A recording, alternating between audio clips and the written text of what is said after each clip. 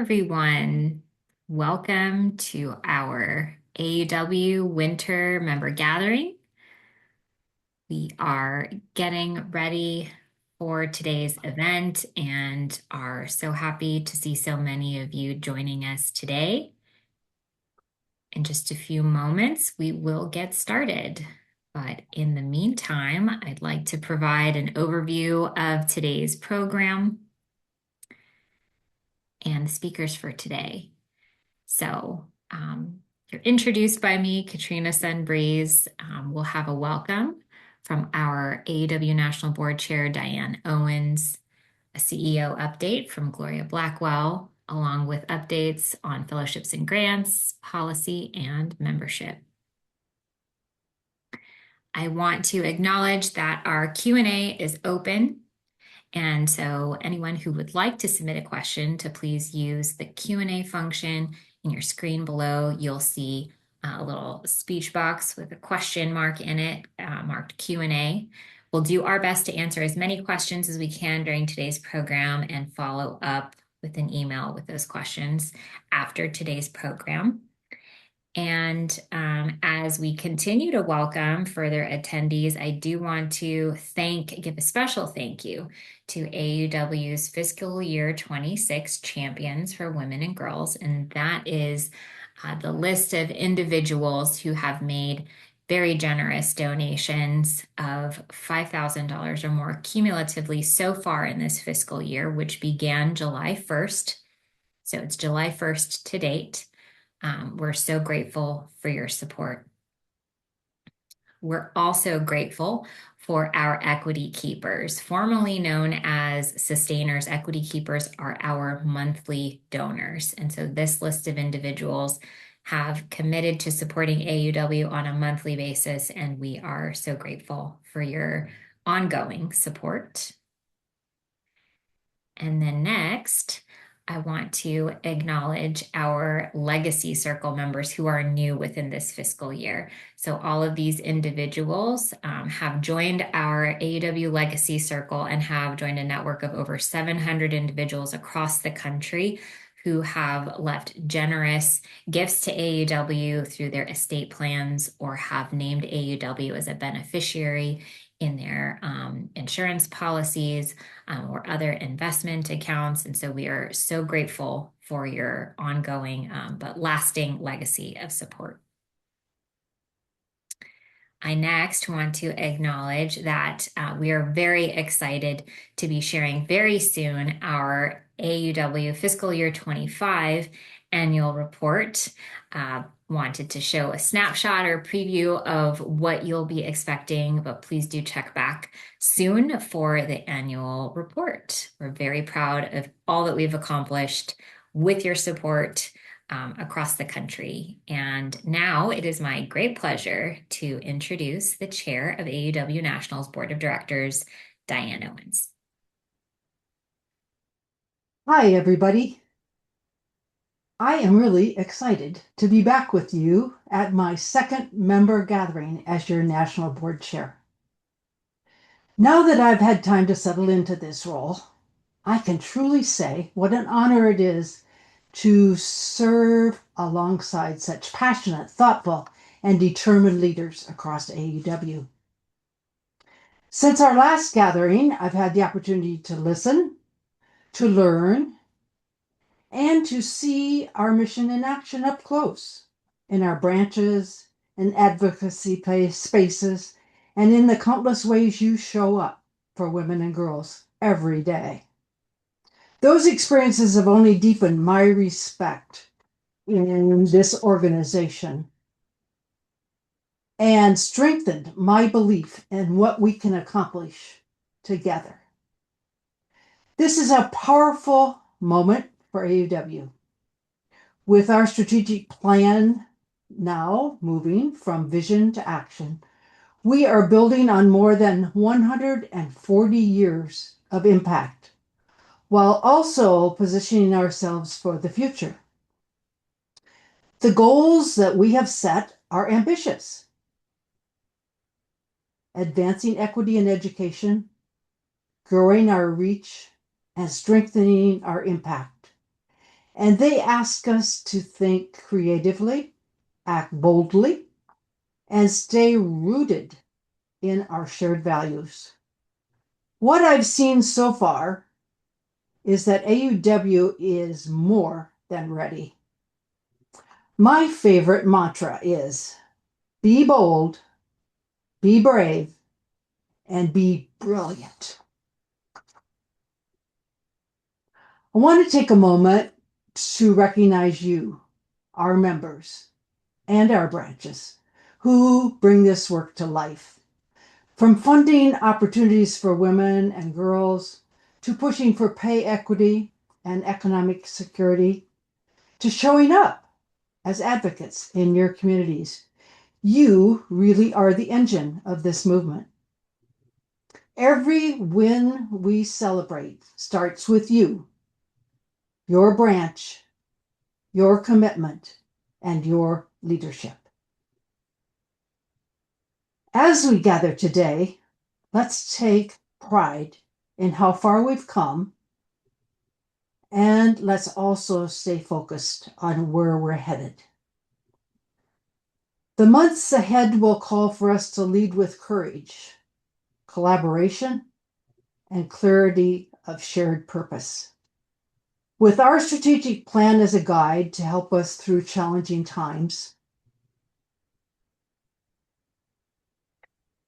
that are certainly ahead, there will be many challenges. And your continued engagement, I am confident that AUW's impact will only continue to grow. And I want to personally thank you for your energy, your advocacy, and your belief in the power of this community. I'm very excited for what lies ahead, and I'm grateful to be on the journey with you. And of course, none of this would be possible without our strategic plan, without our strong AUW national team, and the leadership of our CEO, Gloria Blackwell. Gloria's vision, her determination, and her unwavering commitment to equity continue to move AUW forward, furthering our educational commitment, strengthening our advocacy, and expanding our national voice. Now it's my great pleasure to pass the mic to Gloria so she can tell us more about the important work that is underway. Welcome, Gloria. Thank you so much, Diane. Hello, AAUW members. Thank you so much, Diane, for that generous welcome, and thank you to each of you for being with us today, because it's always energizing to gather with our members who believe steadfastly and unapologetically in equity and opportunity and in the power of collective purpose. As we've stepped into 2026, I want to begin by honoring what sustains us, the power of your commitment in moments of progress and in the moments that require steady determination, and your generosity, the time, the advocacy, and support you continue to give. And of course, your courage, because leading for equity has always required it, and it is especially vital now. We did not enter this year with resolutions. We entered it with resolve and with the clarity that comes from knowing who we are and what we stand for. We are moving our strategic plan forward together, as Diane noted, and we are turning shared values into measurable impact. Thank you all. Because AAUW was built for moments just like this. For more than 140 years, we've pushed open doors that once seemed sealed shut, expanding educational access, strengthening pathways to economic security, and insisting on progress even when progress was inconvenient. That legacy is not something we look back on. It's something we carry and it's something that we advance. Together, we continue to support women pursuing higher education. We advocate for policies that protect opportunity and civil rights, and we can cultivate a community of leaders, all of you, who ensure that our mission endures. This is what it looks like when mission meets momentum.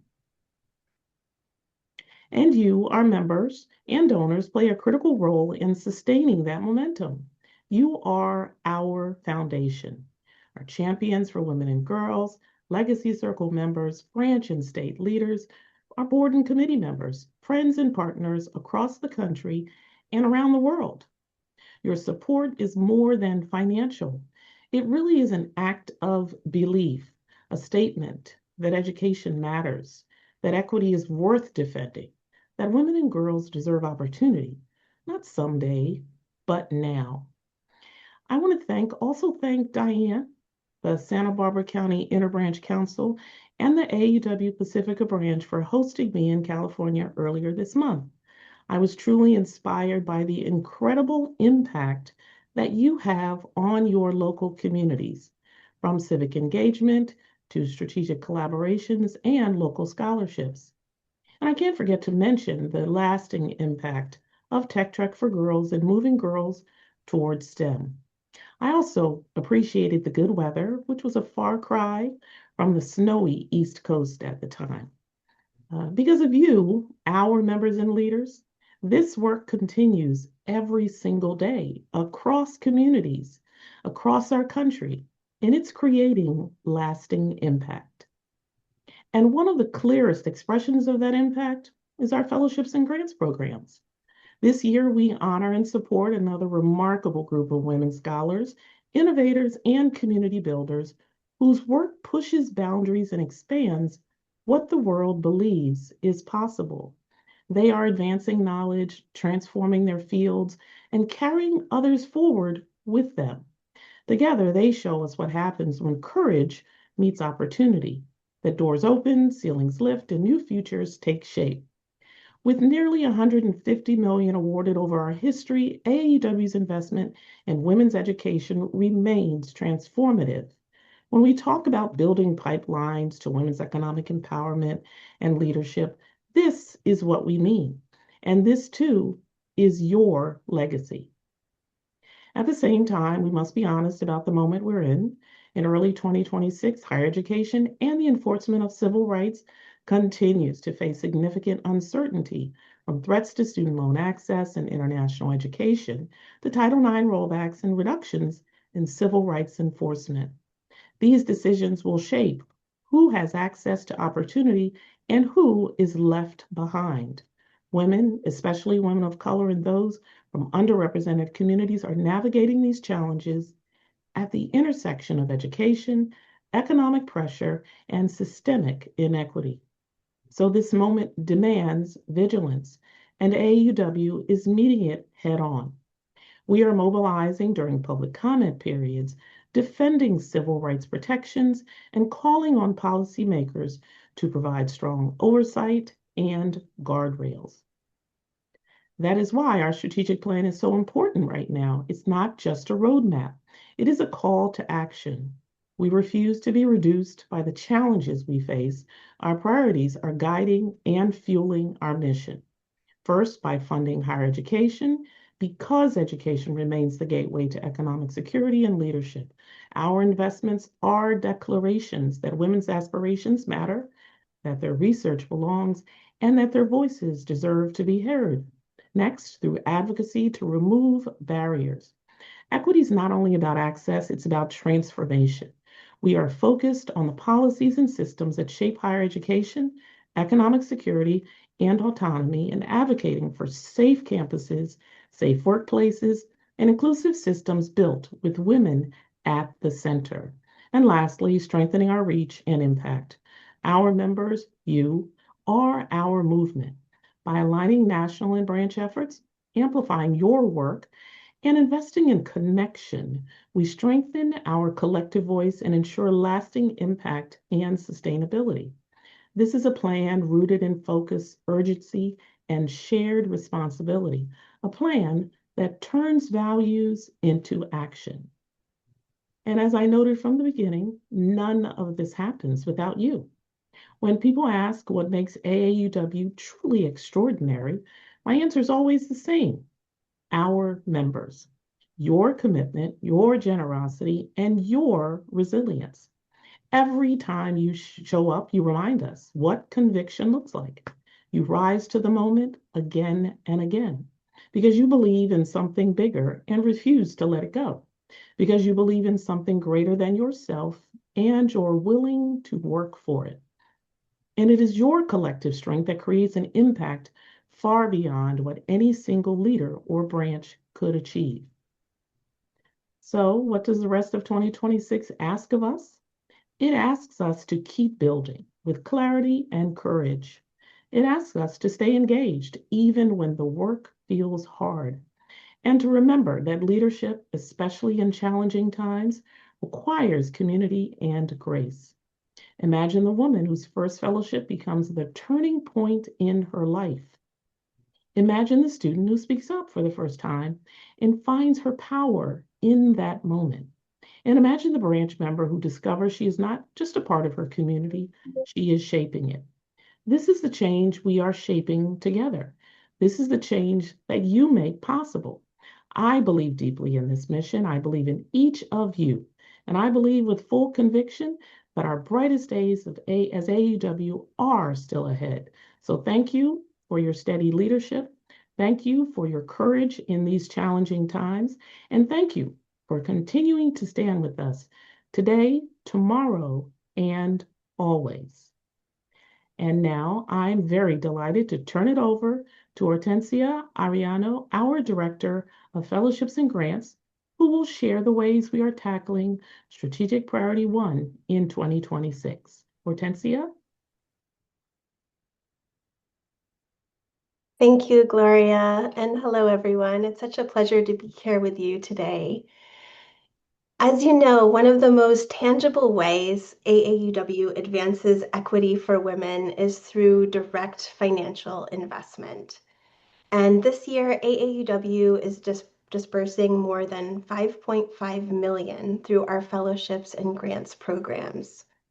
These funds are supporting 239 individuals and community-based organizations, including AAW branches and affiliates across our portfolio.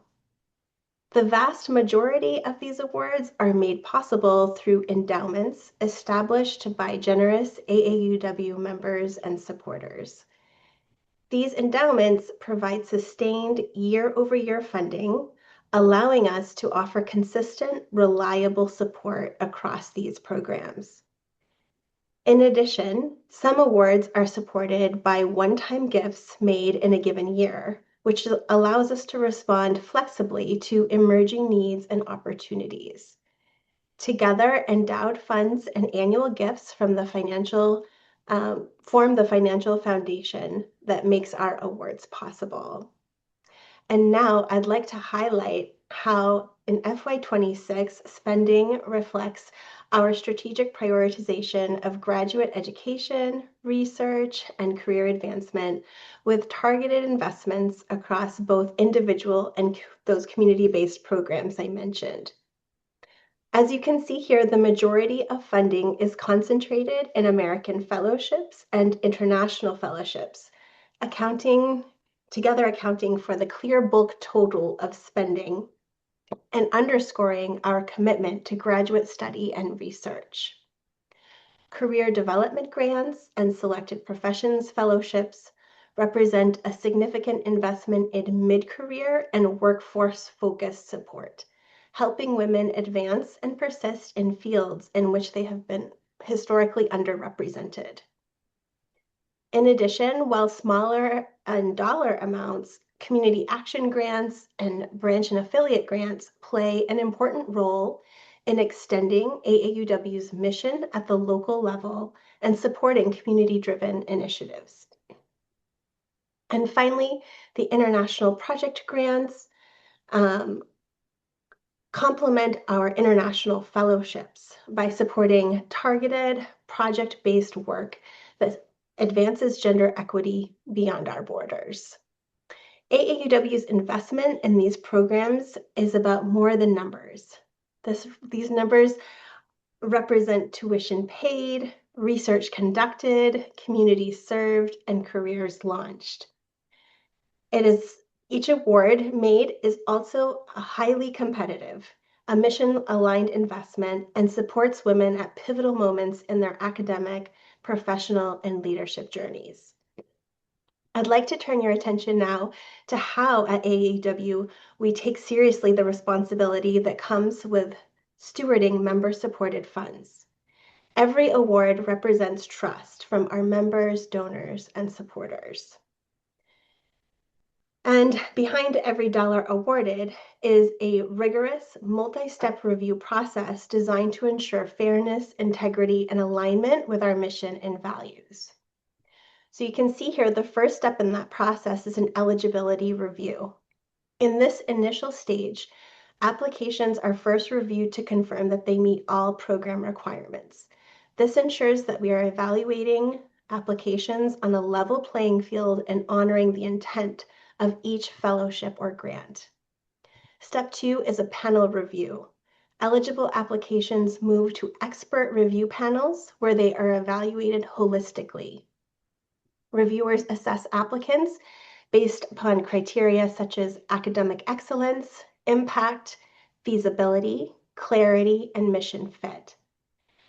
And then they move on from that place to a final eligibility review and confirmation. Before any award is made, applications undergo one final check to reconfirm eligibility, documentation, and compliance with all our program guidelines. And then finally, award, step 4. This is after awards are made only after successfully passing all review stages before being dispersed. Importantly, every dollar that is dispersed by AAUW is awarded through a structured and transparent review process, tracked through our grants management system, and reported and audited as part of AAUW's routine financial oversight. This process really does reflect our commitment to accountability, equity, and maximizing the impact of every dollar entrusted to us. And now that you know how AAUW carefully reviews and awards funds, I want to share how branches and affiliates can still be a part of this work. Our community action grants for branches and affiliates is currently open with an application deadline of March 31st. These grants provide up to $10,000 to support AAUW affiliated organizations in delivering innovative community-based K-12 STEM programming for girls. Eligible organizations include any AAUW affiliated group, such as branches and state organizations, AAUW Tech Trek camps, AAUW charitable trusts, AAUW foundations, all of the above. And funded programs focus on skill building and confidence development in STEM, strengthening STEM identity, college and career preparation, and meaningful connections with women mentors in STEM fields. The goal with this program is to meet girls where they are, with programming that is accessible, hands-on, and locally relevant. So if your branch or state affiliate or AAUW of a connected organization has a project idea that reflects your community's needs and strengths, we welcome your application before March 31st. And now I'm pleased to turn it over to Megan Cassell, Senior Director of Policy and Member Advocacy. Thanks, Hortensia. So advocacy is how AAUW moves from shared values to real-world change. And we're talking about protecting access to education, economic security, and civil rights.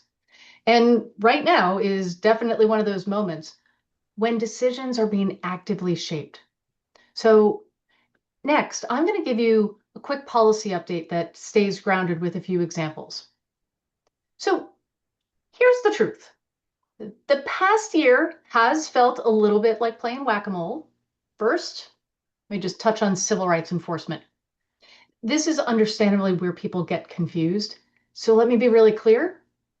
The laws have not changed, but the enforcement has. And that's the difference between rights on paper versus rights that you can actually use. Sexual harassment and sexual violence are still a real ongoing problem in education and even the workforce. But enforcement has been weakened and the system meant to respond has been hollowed out. Second, we're seeing fights at the K-12 arena. They're being nationalized. And an example of that is the tax credit voucher scheme, which is really just a backdoor way to drain resources from public schools and to subsidize private education. We're not talking about expanding opportunity, we're talking about reshuffling it. And it's usually students who are paying the price. Third, access to affordable higher education is at risk. We're currently in the middle of a public comment period, and we're watching for looming changes that could reshape higher education accountability, including accreditation. So translate that into real English, the rules that affect whether students can finance their degrees, advanced degrees, whether schools are held to standards, those could shift really fast. And those decisions, they don't stay in Washington, D.C. They land in people's homes in the form of tuition bills and loan balances. Nobody's going to be surprised when I say we continue to see access to contraception and abortion being threatened. We see this with a current FDA review of a drug for medication abortion. These restrictions on care, they don't change health choices, but they change whether people can stay enrolled in school, stay employed, stay on track. And for anybody watching the news over the weekend, we're definitely seeing fights about voting rights and access to voting. Last week, the House passed the SAVE Act, and what is being framed as common sense is not. This is not a voter ID bill. This is a show your papers bill. This is, in practice, it is adding barriers, especially for women whose names have changed, for seniors, for rural voters, for military families, for people who don't have easy access to materials that prove their citizenship, not just showing an ID. All right, so there's the landscape, not to overwhelm you, but to be clear-eyed. So next, let me talk about why this matters. These are not abstract debates. Federal decisions have personal consequences. As I said, it's the difference between rights on paper versus rights in practice. You can still have a law and still have people who can't get the help that they need. The key thing, though, that's worth bearing in mind is that the impact of these decisions, they're not evenly shared. When we look at student loan, who has access to student loan for advanced degrees for college, we see deeper disparities for Black and Latino women who are already facing higher debt burdens and fewer cushions in terms of family wealth. Student parents, sexual assault survivors, they're already navigating systems that really were not designed for them in their realities. So when the barriers go up, we're not talking about a neutral policy shift. It's more of a sorting mechanism. It really is about who gets to say, who gets to be heard. So this is serious, but it's also why AUW exists. We've seen hard moments before, and we're still here, and we're not backing down. So let me talk about how we respond. So we focus on our public policy principles and priorities, not panic. We're not responding to every headline because that's just a great way to exhaust everybody while changing nothing. Instead, our promise to you is that our asks are for the high leverage moments, the moments where there are votes, where there are comment periods, where your action really counts. And as much as I love the wonkiness of policy, we're going to translate the wonky into the workable. Because, look, the headlines, they're not always accurate. And quite frankly, sometimes they're not even trying to be accurate. They're more like performance art with a press pass. So we're also looking at the glimmers of hope because they do exist. And I'll give you a recent one.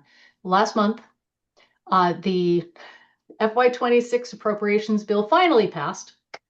And one of those, the appropriations bill that has labor, health and human services, and education.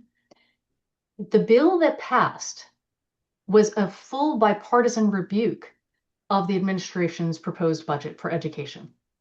There were programs that the administration wanted to zero out, such as federal work study and child care access means parents in school. It's called C Campus grants. And Congress said no. We are going to fund these. We are going to fund Pell Grants.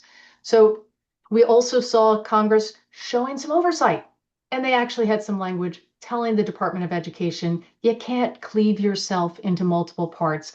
That is a responsibility for the Congress, not the administration. So I also want to shift a little and tell you that when we're working on our advocacy, we're grounded in evidence. We're grounded in research. So a little sneak peek. Next week, we're going to be releasing our updated, but not so simple truth. This is really connecting education to women's economic outcomes. We provided a clear, accessible analysis, and it's designed to be useful for branch programs, community conversations, meetings, and even outreach to lawmakers and the media. So this is one of those tools you can put into somebody's hand and say, here's the facts. Let's talk about solutions. Also coming up, you've probably heard about It's My Vote. Well, guess what? We're back in an election year. So feels like we just got out of the last one. Couple of key things that I did just want to mention. We continue to do our work in a nonpartisan way that centers gender equity. So we have put out some resources that make sure that you know how to, all of your branches, all of you as individuals, how you can really embrace the work this year and know that you're doing it in a nonpartisan fashion. We're expanding our collaborations. This year, we're working at the national level with the League of Women Voters. We know so many of our branches have such a good relationship locally. We're expanding that relationship at a national level and working with them on the League of Women Voters Unite and Rise 8.5 campaign this year. Next month, we're going to be releasing a voter issue guide, practical information. We're also going to continue to put out stickers and signs. The last election year, so many of you took part in getting involved, sharing information, sharing pictures from around the country, showing how people were showing up and speaking out. And then sneak peek in the fall, we're going to publish our congressional voting record for the 119th Congress because it's much easier to cast your vote when you can see the receipts, not just the rhetoric. Looking ahead, we know members want to engage thoughtfully and confidently, so we're making it practical. We've got short actions with our action network and our 2-minute activist. We also have some longer actions. You'll see that in toolkits for comment periods. As I mentioned, we've got resources on working with school boards, resources on taking part in demonstrations. We'll be sharing with our branches information about the No Kings demonstrations in March. And this way, we're giving all of you information that we hope is practical and ways that you can engage in your community that stay values aligned with AUW and stay nonpartisan. So I'm going to close with this. Policy landscape has been challenging. You're not imagining that. But I'm here to tell you there has been momentum. There have been people standing up, taking action, and it is making a difference. There are windows of opportunity for organized people to shape the outcomes. So advocacy it's not separate from AUW's mission. It's core to it. So let me thank you for everything that you have already done, your calls, your comments, your local leadership. and I hope that you'll join us in the days ahead.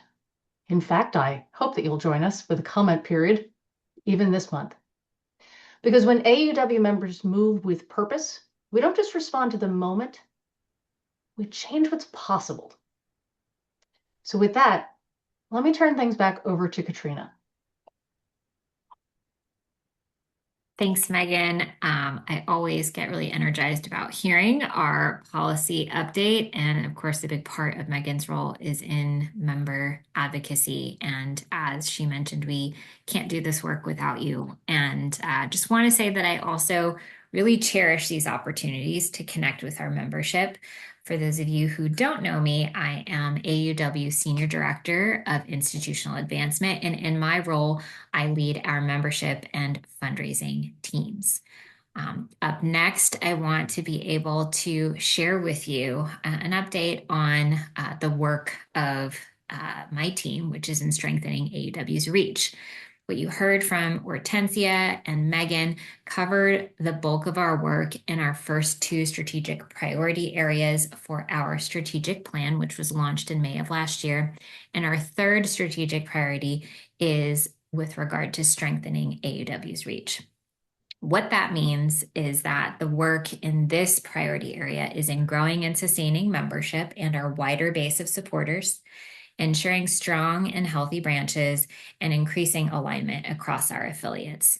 And that is making sure that our collective work is advancing AUW's mission as effectively as possible. Because as you all know, when we all are working together, we can make the most effective impact toward achieving our mission.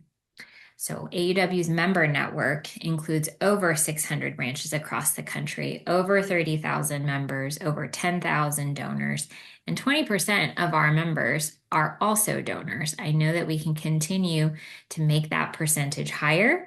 It's definitely part of my personal mission, but we are so grateful for all of the work that our members do to support our mission. Our branches play an important role in fundraising and in member engagement.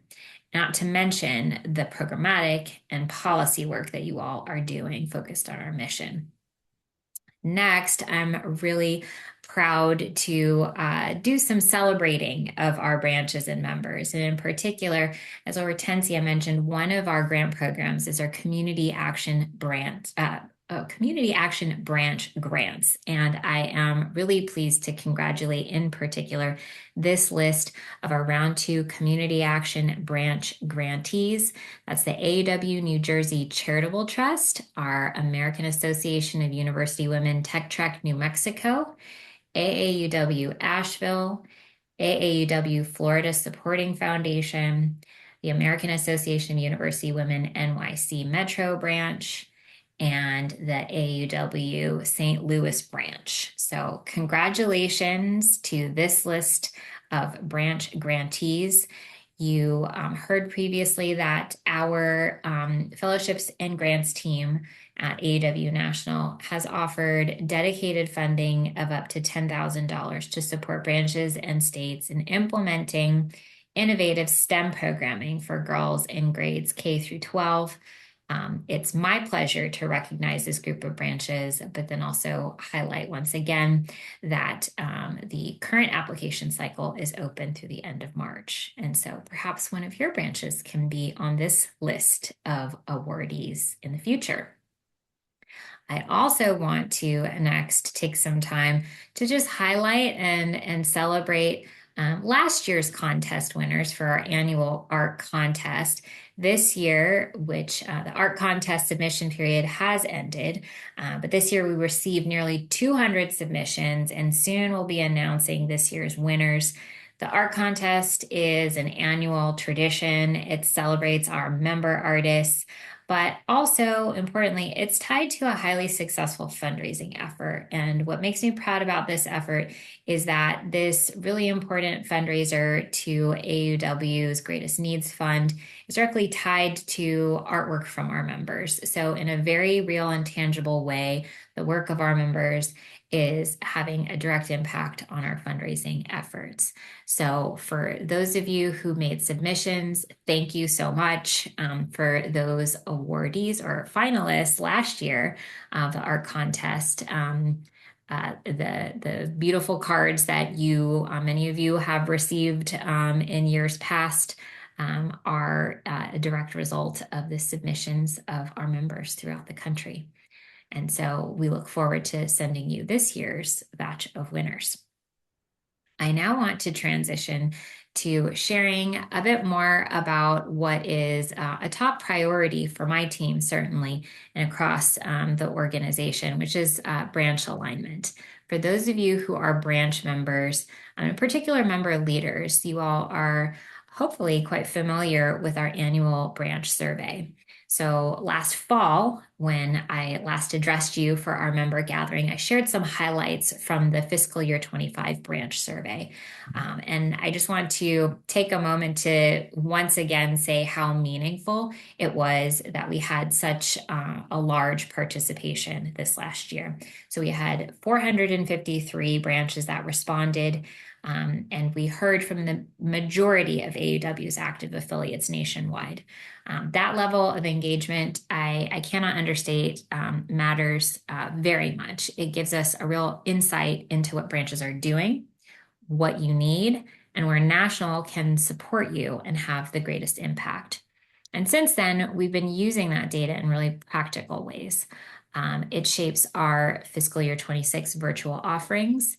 It's guided the development of new tools and trainings, and it helps us to better align national resources and, of course, our national strategic plan and priorities with branch identified needs and activities. This isn't data that sits on a shelf. It's actively informing our work. And one example is that I hope you had a chance to join us for our most recent advancement committee-led webinar in November, which is focused on recruiting new members, a special focus on recruiting younger members. We heard from 4 diverse branches from across the country, and they shared their best practices. If you weren't able to attend, no worries. The recording is live on our website. But just want to take this moment to say that participation in the branch survey is very much of strategic importance to AUW, not only for all the reasons that I listed, but because this is a way to ensure that branches are fulfilling their affiliate agreement requirements. Our goal, but also the requirement, is that we have 100% branch participation.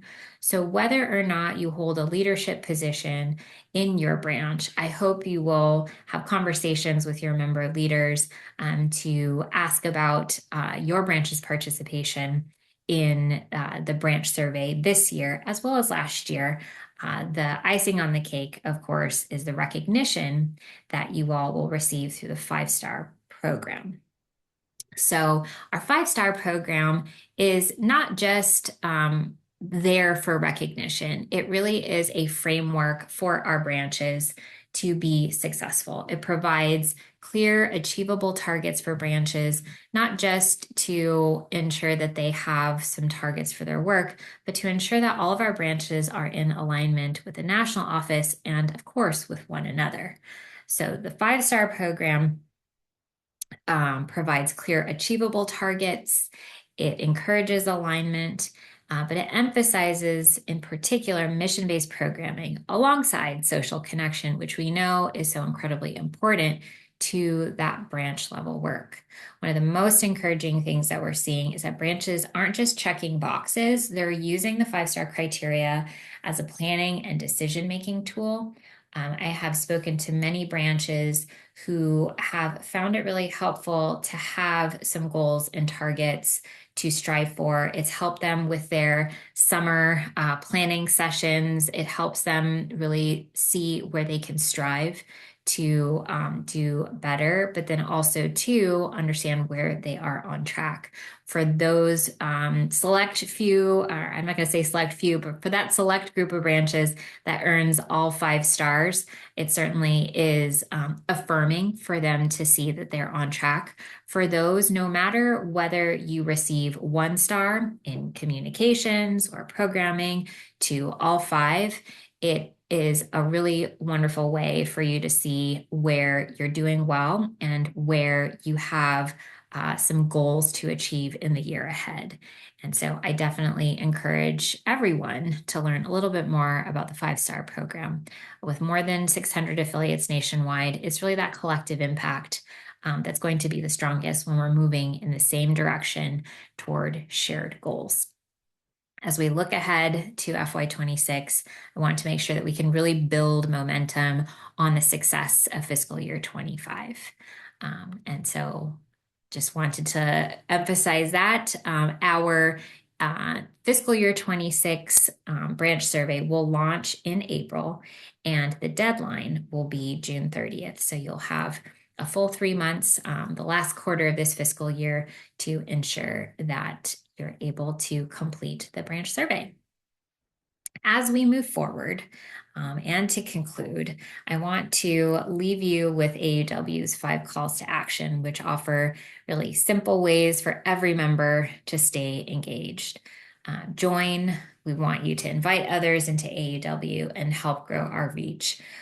Whether that is reaching out to other local community organizations, inviting folks to attend your branch events, attending other local organizations' events, and just learning more about one another, but then using that as an opportunity to share more about AAUW. I invite you to learn about all of the resources and issues that AAUW has, tools and resources available. We want you to participate in trainings, briefings, and the programming that we have to offer. We have a robust schedule of virtual programming throughout the year, and so I encourage you to continue to join programs like today and others to learn more. We want you to also share. So we hope you'll continue to lift up your branch's work and successes, both to the national office, but then also through mechanisms like the annual branch survey. I encourage you to act, engage in advocacy and mission-driven efforts. Be a 2-minute activist. Share more about our action alerts and the issues that AAUW is actively working on. And then lastly, I'd be remiss if I didn't mention that we hope you'll consider giving to support AAUW's work at the national and the local level. Each of these actions strengthens AAUW, and together they make our collective impact possible. And then finally, I just want to say thank you so much for joining, for all of the support that you provide to AAUW National, to your branches, to your local network of members, and especially to the tireless efforts of our member leaders across the country, both at our branches, but also on the state level. You really help tremendously to ensuring that our vast network of members across the country is being both impactful and engaged, and continuously supportive of AAUW's mission. So thank you so much for joining us today. We hope to see you during our next program.